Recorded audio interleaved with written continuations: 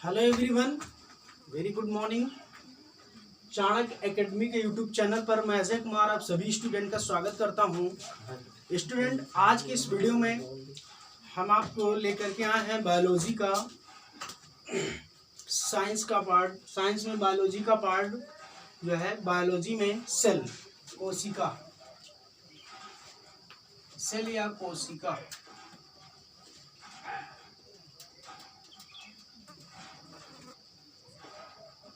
कोशिका किसे कहा जाता है, कोशिका क्या है, कितने प्रकार की होती है, और आज इसी सेल के बारे में हम पढ़ेंगे स्टूडेंट। तो देखेंगे यहाँ पर कोशिका किसी जीव शरीर की क्रियात्मक एवं संरचनात्मक इकाई होती है, या क्रियात्मक एवं संरचनात्मक, जीव शरीर की क्रियात्मक एवं संरचनात्मक इकाई को कोशिका कहा जाता है। तो देखेंगे, इंग्लिश से डिफिनेशन देखेंगे तो cell is the basic unit of life. कोशिका जीव शरीर की क्रियात्मक एवं संरचनात्मक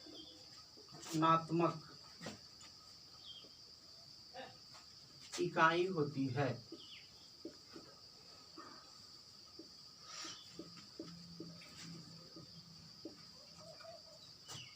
कोशिका जीव शरीर की क्रियात्मक एवं संरचनात्मक इकाई होती है, या जीव शरीर की क्रियात्मक एवं संरचनात्मक इकाई को कोशिका कहा जाता है। Cell is the basic unit of life. जीव शरीर की क्रियात्मक एवं संरचनात्मक इकाई को कोशिका कहा जाता है। इसलिए कोशिका दो प्रकार की होती है। तो देखेंगे टाइप ऑफ सेल। पहला है कोशिका के प्रकार।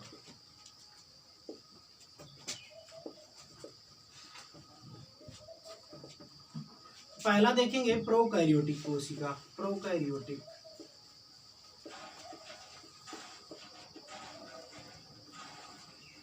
प्रोकैरियोटिक कोशिका। सेकेंड नंबर है यूकैरियोटिक।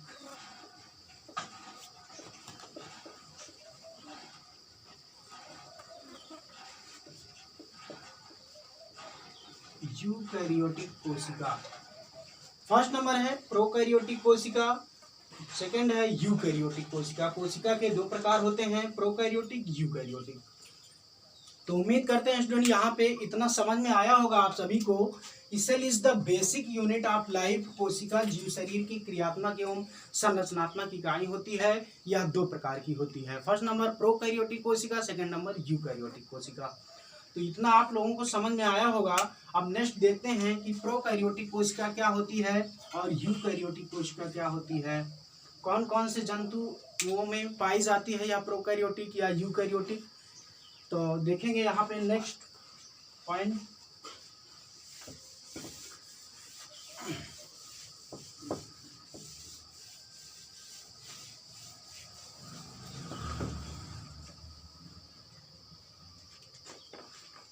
फर्स्ट है प्रोकैरियोटिक।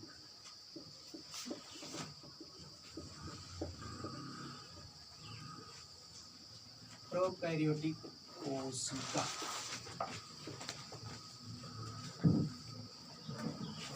प्रोकैरियोटिक कोशिका में स्टूडेंट जैसे देखते हैं आप, सिंगल सेल होती है ये, इसमें केंद्रक नहीं पाया जाता, और राइबोसोम इसमें 70 प्रकार के राइबोसोम होते हैं इस प्रोकैरियोटिक कोशिका में, और यह सिंगल सेल होती है, इसमें केंद्रक नहीं पाया जाता, जबकि इसमें केंद्रिका पाई जाती है। स्टूडेंट केंद्रिका पाई जाती है इसमें। और यह कोशिका जैसे अमीबा, पैरामीशियम, यूग्लिना, बैक्टीरिया, नील हरित शैवाल, और आप देखेंगे कि वायरस, विषाणुओं, इन सभी जीवों में प्रोकैरियोटिक कोशिका पाई जाती है। तो देखेंगे प्रोकैरियोटिक कोशिका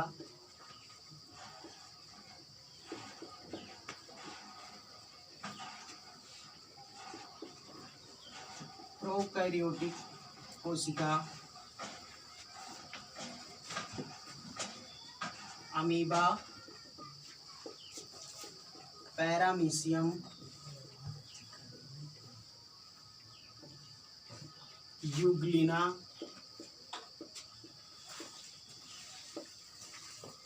विषाणु, जीवाणु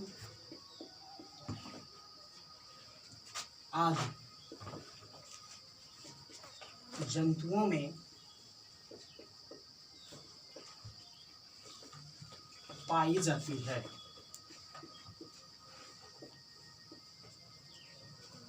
प्रोकैरियोटिक कोशिका अमीबा, पैरामीशियम, यूग्लिना, विषाणु, जीवाणु आदि जंतुओं में पाई जाती है। ये जितने भी जीवाणु या जितने भी ये जीव होते हैं स्टूडेंट, ये सारे के सारे जीव सिंगल कोशिका के अंदर अपनी संपूर्ण लाइफ को व्यतीत करते हैं।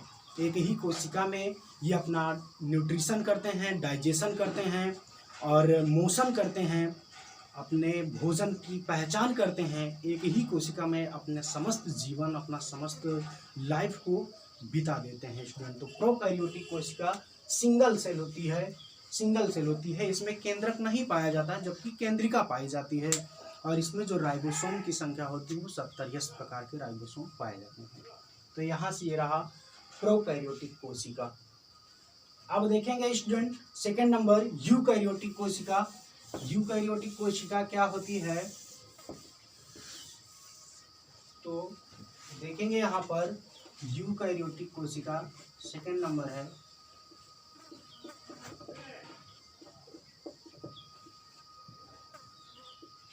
यूकैरियोटिक कोशिका। यूकैरियोटिक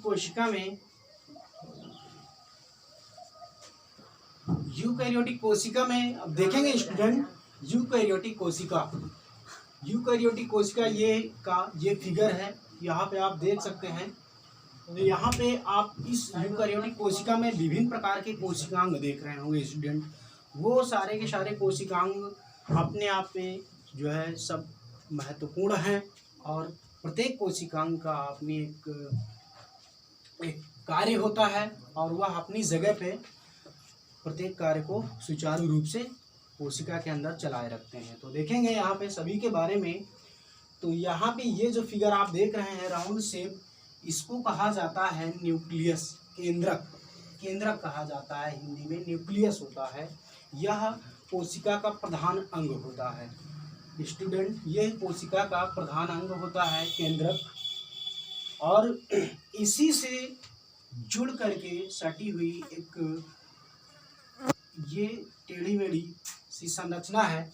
इस संरचना को कहा जाता है एंडोप्लाज्मिक रेटिकुलम, जिसको शॉर्ट में ER कहते हैं। एंडोप्लाज्मिक रेटिकुलम या बोले तो हिंदी में अंतःप्रद्रव्य जालिका या एंडोप्लाज्मिक रेटिकुलम कहा जाता है, जो केंद्रक से सट करके लगी हुई होती है।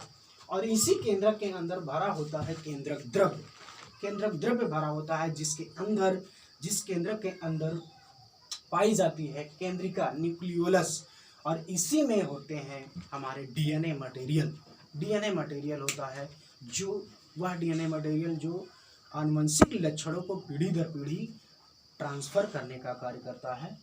तो वो इस केंद्र के अंदर पाया जाता है। उसके बाद स्टूडेंट देखेंगे यहाँ पर ये कोशिकांग है गोल्जी बॉडी है यहाँ पर, और यह कोशिका हमारी सेल वाल से घिरी हुई होती है। सेल वाल या कोशिका भित्ति जिसको कहा जाता है। इसमें ये जो सबसे बाह्य परत है इसको आउटर मेम्ब्रेन बोलते हैं, और सबसे अंदर वाली परत को इनर मेम्ब्रेन कहा जाता है। इनर मेम्ब्रेन कहा जाता है। और यहाँ पे देखेंगे ये स्ट्रक्चर जो देख रहे हैं आप, ये राइबोसोम होते हैं। राइबोसोम जो इसमें पाए जाते हैं 80 प्रकार के राइबोसोम पाए जाते हैं। इतने प्रकार के 80 प्रकार के राइबोसोम पाए जाते हैं इसमें। और होता है इस कोशिका के अंदर क्लोरोप्लास्ट होता है स्टूडेंट। उसके साथ साथ लाइसोसोम को आत्मघाती थैली कहा जाता है। कोशिका का आत्मघाती थैली कहा जाता है लाइसोसोम को। लाइसोसोम होता है। इन सभी कोशिकांगों के बारे में स्टूडेंट हम अलग अलग से सबको विस्तार से पढ़ाएंगे, सारे वीडियो इनके बारे में बनेंगे और आपको बेहतर तरीके से समझ में आएगा। फिलहाल अभी के लिए यहाँ पर इतना ही। तो देखेंगे ये है माइटोकॉन्ड्रिया। माइटोकॉन्ड्रिया को पावर हाउस ऑफ सेल कहा जाता है, कोशिका का पावर हाउस कहा जाता है। यह माइटोकॉन्ड्रिया कोशिका के अंदर ऊर्जा को स्टोर करके रखता है। किस रूप में तो बोलेंगे एटीपी के फॉर्म पे। एटीपी के फॉर्म पे ऊर्जा को एडिनोसिन ट्राइफॉस्फेट या एटीपी के रूप में ऊर्जा को अपने अंदर स्टोर करके रखता है। तो इसलिए इसको कोशिका का पावर हाउस कहा जाता है। माइटोकॉन्ड्रिया को कोशिका का पावर हाउस कहा जाता है। तो ये रहा हमारा यूकैरियोटिक कोशिका का संपूर्ण फिगर और उम्मीद करते हैं कि इतना आपको स्टूडेंट समझ में आया होगा। तो अब चलते हैं नेक्स्ट पॉइंट पे, देखेंगे प्रोकैरियोटिक कोशिका और यूकैरियोटिक कोशिका में डिफरेंस क्या होता है, अंतर क्या होता है। तो देखेंगे यहाँ पर प्रोकैरियोटिक कोशिका और यूकैरियोटिक कोशिका में क्या क्या अंतर पाए जाते हैं। तो वो सारे अंतर हम यहाँ पर देखेंगे। और स्टूडेंट आप सभी लोग एक पेन और कॉपी ले करके बैठा करें और इन सारे मेन पॉइंट्स को आप लोग नोट करें और बेहतर तरीके से पढ़ाई करें। तो देखेंगे प्रोकैरियोटिक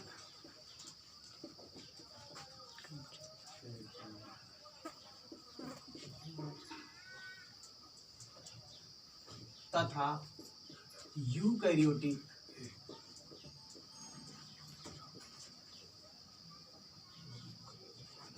कोशिका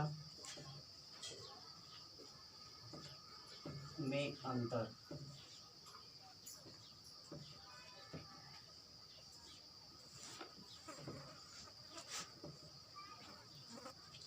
दोनों में अंतर जानेंगे स्टूडेंट। तो बाकी कुछ तो इसके पहले हमने इसकी परिभाषा बताया, डिफिनेशन बताया, तो उसमें तो आप लोगों को कुछ समझ में आया ही होगा। तो देखेंगे यहाँ पर लिखेंगे हम लक्षण,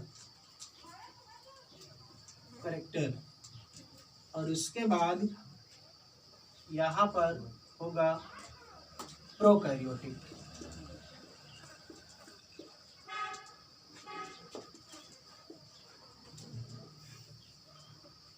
प्रोकैरियोटिक कोशिका और यहाँ पर होगा यूकैरियोटिक कोशिका।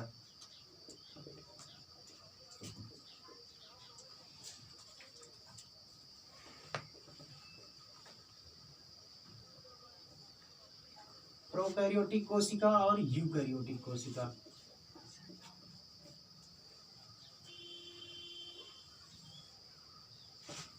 इसमें हम डिफरेंस देखेंगे, डिफिनेशन के आधार पर ही इन कोशिकाओं के हम।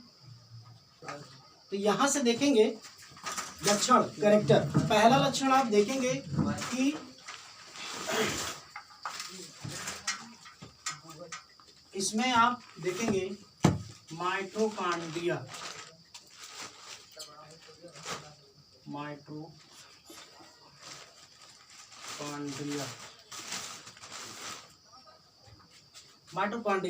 तो प्रोकैरियोटिक कोशिका में स्टूडेंट हमने माइटोकॉन्ड्रिया का जिक्र नहीं किया, तो माइटोकॉन्ड्रिया इसमें नहीं पाया जाता। तो लिखेंगे नहीं पाया जाता,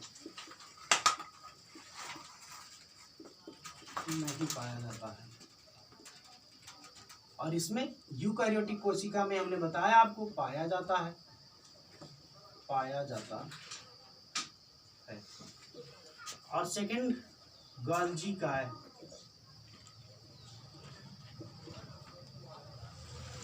गोल्जी का है, इसमें नहीं पाया जाता।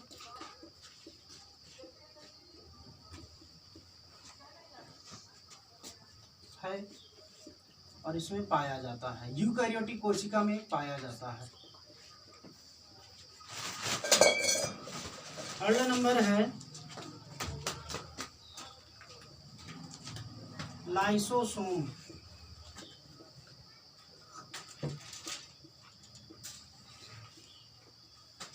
लाइसोसोम प्रोकैरियोटिक कोशिका में नहीं पाया जाता।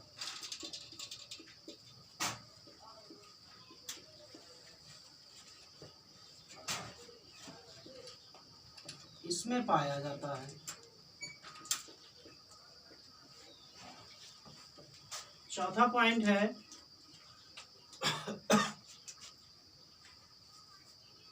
चौथा पॉइंट में लिखेंगे केंद्रक। केंद्रक तो इसमें लिखेंगे केंद्रिका पाई जाती है। हमने बताया कि प्रोकैरियोटिक कोशिका में केंद्रिका पाई जाती है। केंद्रिका पाई जाती है।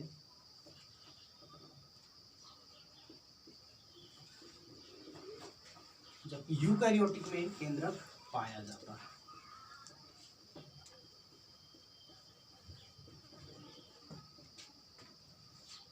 अगला लिखेंगे राइबोसोम।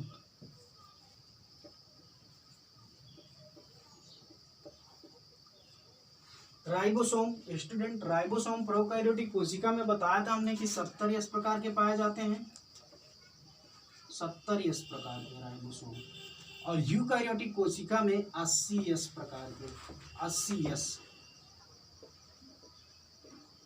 प्रकार के पाए जाते हैं।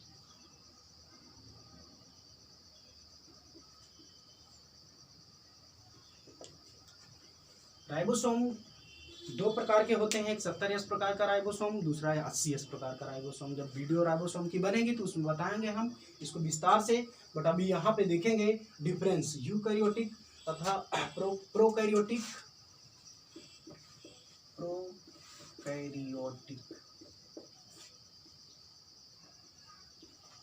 प्रोकैरियोटिक तथा यूकैरियोटिक कोशिका में अंतर। तो इस तरह से आप इसके आगे और भी कोशिकांग जो भी हैं उसको बना सकते हैं। जो प्रोकैरियोटिक में पाए जाते हैं उसको लिखेंगे, जो नहीं पाए जाते उसको नहीं पाया जाता लिखेंगे, और यूकैरियोटिक में जो पाए जाते हैं उनको ऐसा लिखा जाएगा। तो देखेंगे जब माइटोकॉन्ड्रिया है तो माइटोकॉन्ड्रिया यूकैरियोटिक कोशिका में पाया जाता है, जबकि प्रोकैरियोटिक कोशिका में एब्सेंट रहता है। स्टूडेंट गोल्जी काय देखेंगे एब्सेंट रहता है प्रोकैरियोटिक कोशिका में, जबकि यूकैरियोटिक कोशिका में प्रेजेंट रहता है, पाया जाता है। इसी प्रकार लाइसोसोम प्रोकैरियोटिक कोशिका में नहीं पाया जाता और यूकैरियोटिक कोशिका में लाइसोसोम पाया जाता है। और केंद्रक इसी प्रकार केंद्रक में देखें तो स्टूडेंट प्रोकैरियोटिक कोशिका में केंद्रक नहीं पाया जाता, जबकि केंद्रिका पाई जाती है। और यूकैरियोटिक कोशिका में संपूर्ण रूप से पूर्ण विकसित केंद्रक पाया जाता है, पूर्ण विकसित केंद्रक। और राइबोसोम तो राइबोसोम 70 प्रकार के प्रोकैरियोटिक में पाए जाते हैं और यह 80 प्रकार के यूकैरियोटिक कोशिका में राइबोसोम पाए जाते हैं। तो स्टूडेंट उम्मीद करते हैं कि यह वीडियो आपको पसंद आया होगा, यह लेक्चर आपको बेहतर तरीके से समझ में आया होगा। तो अगर हमारी वीडियो आपको बेहतर तरीके से पसंद आती है तो आप इसको ज़्यादा से ज़्यादा लाइक करें, अपने दोस्तों को जोड़ें और बेहतर तरीके से पढ़ाई करें। स्टूडेंट इसी के साथ ये क्लास को हम यहीं पर एंड करते हैं। Thank you very much.